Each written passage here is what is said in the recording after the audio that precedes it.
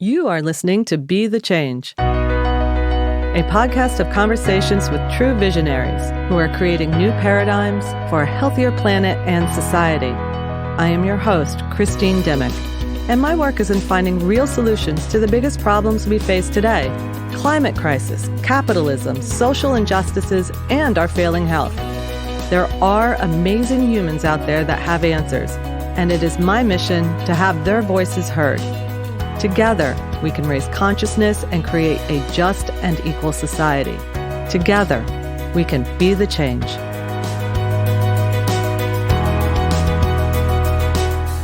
When my mom passed away suddenly in 2020, I was immediately plunged into a world with no safety net or guidance. The rope I chose to hold on to was gratitude. I am honored and grateful to welcome my next guest, Louie Schwartzberg, to Be the Change. With a career in film spanning 40 years now, Louie has opened our hearts with his work, inviting us to sit in awe of this remarkable thing we call life. He is renowned and revered for his work in high-end time-lapse cinematography, most notably with his moving art series on Netflix, and of course, Fantastic Funghi. His latest film, Gratitude Revealed, is an exploration of gratitude and how it is a healing salve in the most unexpected circumstances. Welcome, Louie, and congratulations on the release of this film. Thank you, Christine. It's really an honor to be with you. I would love if you could begin and tell us what inspired you to create a film on gratitude, and say, like, why not love or hope, for instance? And maybe share with us a little bit on what the revealed part of the title means to you. Yeah.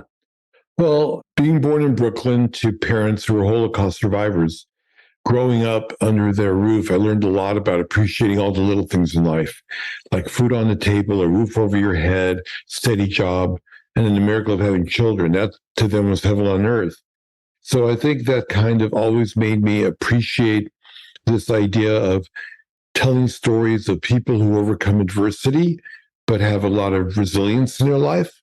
And then also the other aspect of the Holocaust experience is that, from ashes comes rebirth. I mean, these were people who, like my parents, they knew each other for 2 weeks when they met after the war in a relocation camp, and they got married, and then had friends who they just met walking down the aisle to step in for their parents. So there really wasn't time for retribution. Not a single German was killed after the war for what happened. Yeah. Because it was all about getting your life together, starting life anew. That was the rush. That was the imperative. And I think that has also been mirrored in the observations I've made observing nature. It's the same idea. It's all about life being renewed. Plants that struggle sometimes do better than those that are overwatered. Resilience comes from going through a little bit of stress. And I'm fascinated by that, and always just wanting to encourage stories that talk about life flourishing based on connection, cooperation, nurturing, and love. Yeah. And watching the film, I was able to watch it twice. Very lucky to do so. And I think most of the instances that, when you speak with people, they've gone through some sort of trauma or adversity, as you mentioned. And for myself, we hold gratitude. I think, I'm grateful for a roof over my head. I was taught that, etc. But there was two things that really knocked me off my feet. One was about 8 years ago, I was diagnosed with breast cancer. And I also learned I was going to survive, that I had a breast cancer that was very treatable. And then, of course, as I mentioned, when my mom passed away suddenly and unexpectedly, you're kind of left in this sink or swim, right? But what I was, and what was amazing, and with my mom's passing, I remember I just was flushed with gratitude. Right. Just a quick note on that. It's like, look, there are things we take for granted, and you don't realize it until they're gone. Your health, loved ones. During the pandemic, we never thought you had to be grateful to have dinner with your friends or family. And then we learned, wow, that's a major feeling of loneliness and disconnection, because again, you never valued it until it's gone. And so I think that being grateful for those little things enables you to just have a deeper connection and appreciation for life. So that's why I think I'm pretty fascinated with that topic. Is it specifically because of what your parents went through that you think that your career has brought you to an exploration of gratitude? I think so. Look, we all have had difficulties in our lives. And so, how do you pull yourself out of a negative spiral? It happens to me every week. I mean, I can think of things that bother me and disappointments. And I'm aware now that I can easily feel like a victim, right?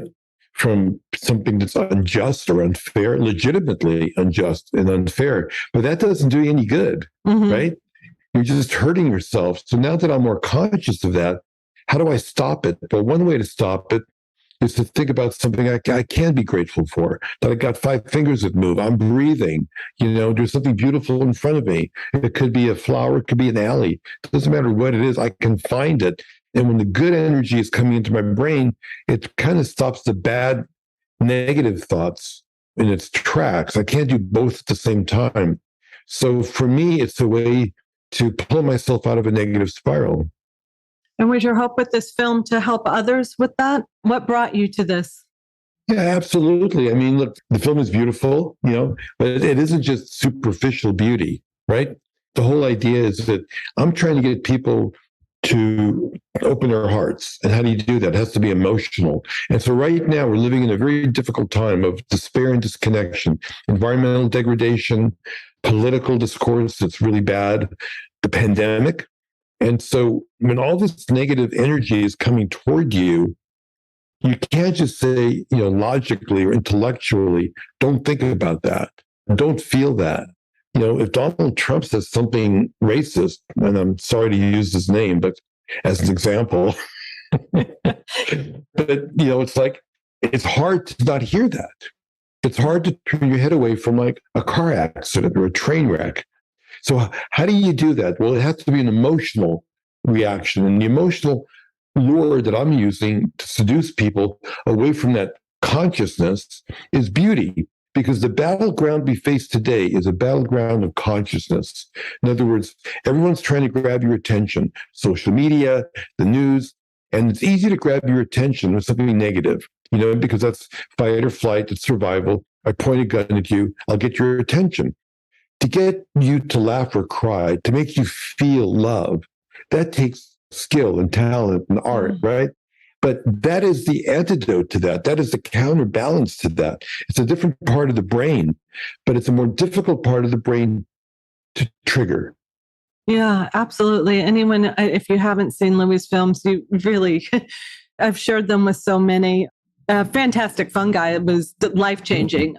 But without a doubt, whenever, and same with this, with Gratitude Revealed, you come out with such an awe. And Louie, you have such a talent of writing a love letter to life with your cinematography. That's really what I feel. I come out with such an appreciation. We first met at Summit at Sea, and you were showing one of your moving art films. It was Butterfly, or, the slow motion capture. And I probably didn't get that right. It's high-end time lapse, right?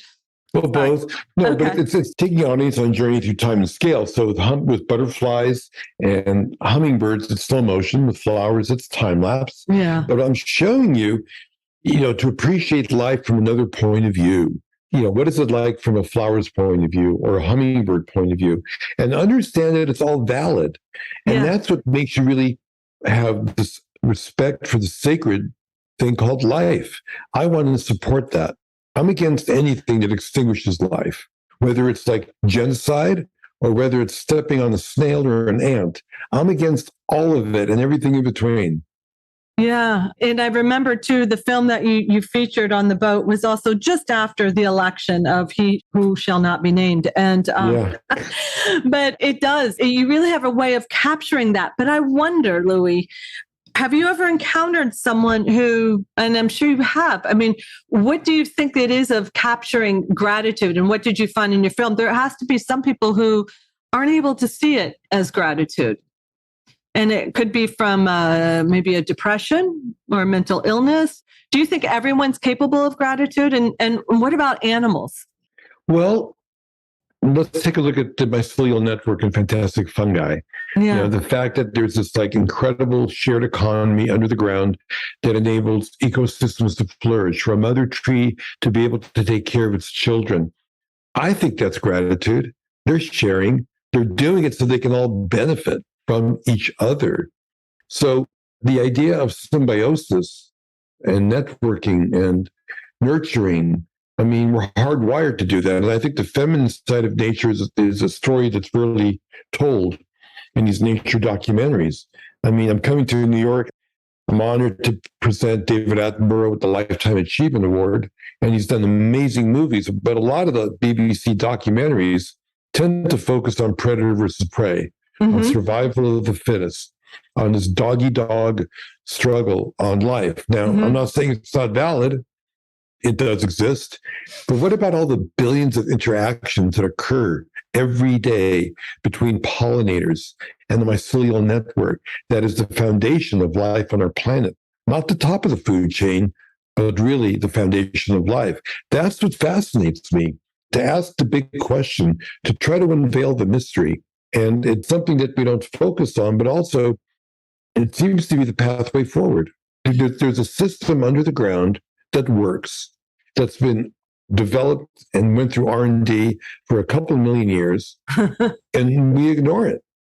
Yeah. And that ignoring of, I believe, of what's happening, the awe that's happening around us, is what stops a lot of people from feeling the emotion of gratitude. You go into the film and discuss, you not necessarily, but the therapist, she was discussing how, her name's Christine too, I believe, on how phones. Christine Carter. Yeah. Yes, thank you. And how the phones are affecting us and they dampen our emotions. So if we're having a bad day, we could go to our phone and immediately, and get that serotonin. We're having a good day, though it kind of mutes it. And I wonder with the generation now, and for my son, I have a son who's 15, I wonder if we're muting those emotions and stopping them. What do you think? Yeah, definitely. It's instant gratification. It's a manipulation of our desire to feel connection, But inspiration, wonder, and awe are ways to, I think, pull us out of that addictive cycle. It makes us present. When you become present, I think you can appreciate gratitude even more.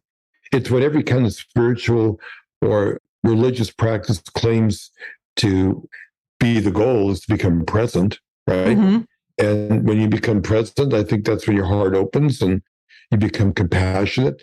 I mean, all the topics I have in the movie, things like compassion, forgiveness, love, curiosity, creativity, wonder, I think they all kind of add up to gratitude.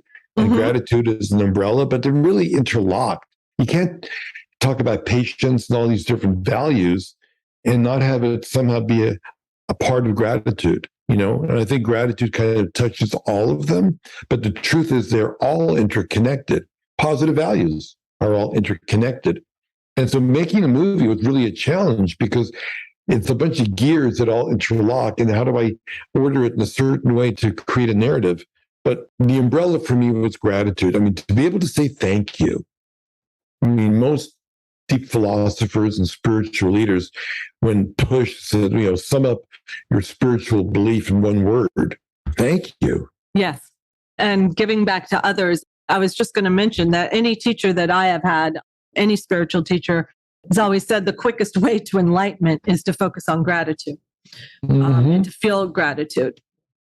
And as you mentioned, some of the monks actually pray for suffering, so that they may feel the gratitude.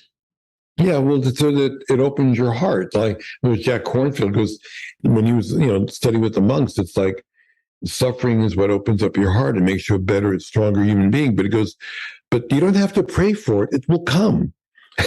Yeah. I love that line. Yeah. Because shit happens all the time.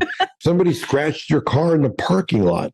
Are you going to flip out and go to a negative spiral for a couple of days? Or are you going to kind of bounce back quickly and go, well, whatever? Yeah, because life really is short. And when you are faced with a life-threatening illness or a loved one who does depart, that comes front and center to you. It did for me. So Yeah. Agree. I'm going to bring you back again. Do you think that animals feel gratitude? Well, I sort of described it that my cellular network does. Yeah. Would you call I a think that fungi an think, animal? well, I think animals do. If I look at the fact that, mothers nurture their children and there's love there, right? Yeah. Puppies are cute and kittens are cute. They nurture their children as well, right? So I think they're grateful for the care that they were given, and I think they pass it forward. Yeah. It's interesting to think of that. Life would be a better place if we could all acknowledge that. So tell us, Louie, where can we find a screening near us? We would go to gratituderevealed.com. Yes. Yeah, we're at least in like 15 or 20 cities right now. We've had the film held over in LA, San Francisco, and Seattle. And then eventually we'll go to VOD. But right now, I really want people to come together and feel that sense of community in real time, in face to face, because we've been, locked up for a while.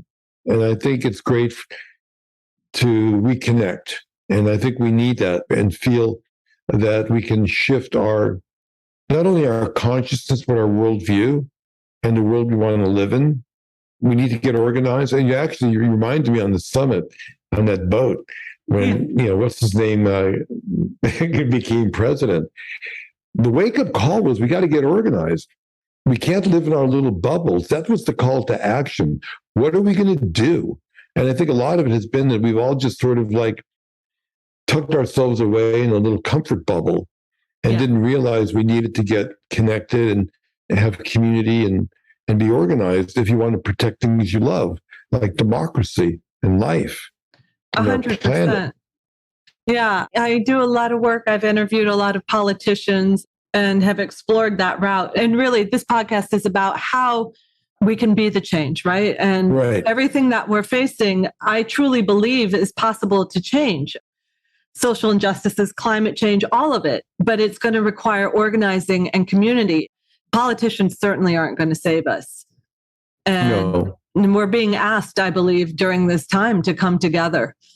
Yeah, I've been involved in the environmental movement with a lot of messaging for public service announcements. Yeah, and I need to be candid and say that a lot of it has failed in terms of messaging, because if you put the facts on the table, it doesn't necessarily change behavior. What we need to do is really, I think, hit the heart with an emotional connection, so you will protect what you love. Like, I can't throw away a stack of paper. Not because I'm not supposed to. It's because I love trees. So it's an automatic thing. It's a visceral thing. I can't throw away paper. So we got to get people to feel. Exactly. That's I think the thing that we're missing, because logically you would, the facts of climate change and what's going on with environmental degradation, you would think that the science would be enough to change people's behavior, but it hasn't. That's right. I spend a lot of time thinking about that as well. I challenge anyone, though, to watch one of your films and to not come out with some appreciation for this planet we live on and to want to protect it. I think art is definitely one of the ways that we will get people to move that needle. Right. And we're also hardwired to love. You love your children, right? Yeah. I mean, come on. And if you love the planet's your mother. Let's work on that kind of vibration. And if we do that, then you'll make all the right choices. I mean, with Gratitude Revealed, there's nothing political about it, but I could potentially argue it's very political, because if you have the right values, you're going to make the right choices, and therefore you'll probably vote a certain way that wants to protect life. And what does that mean? Yeah, that's right. I had the realization for me in watching this film, one of the things I wrote down was that attending a protest, and there's been numerous ones, is actually an act of gratitude. And it's a gratitude for life and for living and wanting either your life respected or another's life to be honored. Right. It was interesting for me. It was like I could see that. Yeah. And a protest enables you to feel that there's more of us than we think. Yeah. And that we're not alone. So, we want community, we want inspiration, and we want to heal the world. Exactly. And I also want to say that Many people say it's a privilege to be able to feel that way and to be able to worry about that, where most people are worried about work and putting meal on the table, etc. But I think if you watch this film, that you will see that gratitude comes actually from adversity and from people who are facing those challenges. The most grateful people are those who have the most challenges. Right. Which is the irony. Well, Louie, thank you. It's been a pleasure to have you here. I think in November, we can go to gratituderevealed.com and you can find a screening near you. Could you host a screening at home? Yes. I think there are a lot of options on the website for hosting, a screening at home or at a church or at a school as well. And hopefully by Thanksgiving, we'll make it more available. But right now, it's really wonderful for people to see on the big screen because it is pretty cool. Yeah. Visually and the music and all of it. It's a great experience. And to share that experience in a community environment is really cool. Yes, absolutely. And I believe because this podcast lives on forever, that in November you will be able to stream it. Yeah. That is coming up and purchase it on demand. But for right now, we can gather, and I can't think of a better way than to screen this, have a group of people over, maybe even do it outdoors if you can, and really sit in that gratitude and with your family and friends. You can also find Gratitude Revealed on Instagram as well, and I will put in the liner notes all the social media. Louie, I can't thank you enough. I end with one question, and that is, as you mentioned, we all have our challenges, and I know that you have had yours, but what keeps you getting up and being the change? Well, I set up a time-lapse shot. I've been rolling almost 40 years nonstop. I'm curious to wake up in the morning and see, is it in frame? Did it open up? And then I'd go to the garden, and I'm a slave to listening to their needs. Like, do they need water? Do they need a little more soil? Are they getting crowded? I mean, they are the ones that are eating energy, sunlight energy. And when I do that, then it puts me in sync with life's flow. And by nurturing a little plant, now you might be nurturing your child, your 15-year-old son, that's a bigger deal. But it's all the same thing. I'm trying to nourish life. That's what I want to do. And that gets me up in the morning. Oh, that's beautiful. That just living in life's flow.